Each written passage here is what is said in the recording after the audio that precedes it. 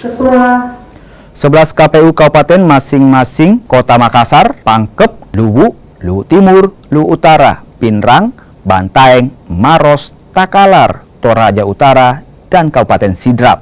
Direktur Utama Rumah Sakit Universitas Hasanuddin Andi Muhammad Ihsan bilang telah melaksanakan pemeriksaan kesehatan bakal calon kepada daerah sejak 29 Agustus hingga 2 September. Pemeriksaan kesehatan meliputi pemeriksaan fisik, penyakit dalam, THT, mata, jiwa, dan pemeriksaan penunjang laboratorium seperti ronsen, jantung, hingga treadmill.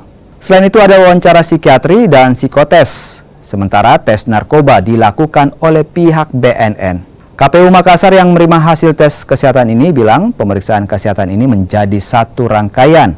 Berdasarkan tahapan, pengumuman disampaikan pada 22 September mendatang.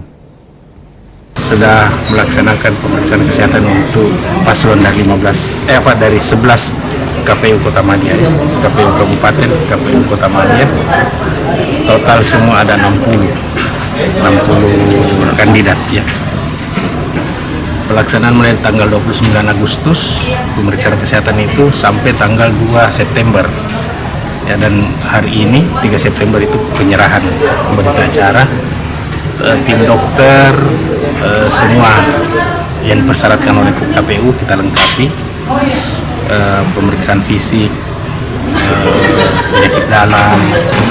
kalau setelah proses ini kita masih ada proses verifikasi administrasi, kemudian perbaikan kalau masih ada yang kurang, sampai nanti di tanggal 22 untuk menetapkan hasil pasangan calon yang akan diikutkan dalam proses undian mengundi nomor urut. Kalau misalnya memenuhi syarat, statusnya memenuhi syarat, berarti dia akan ikut dalam proses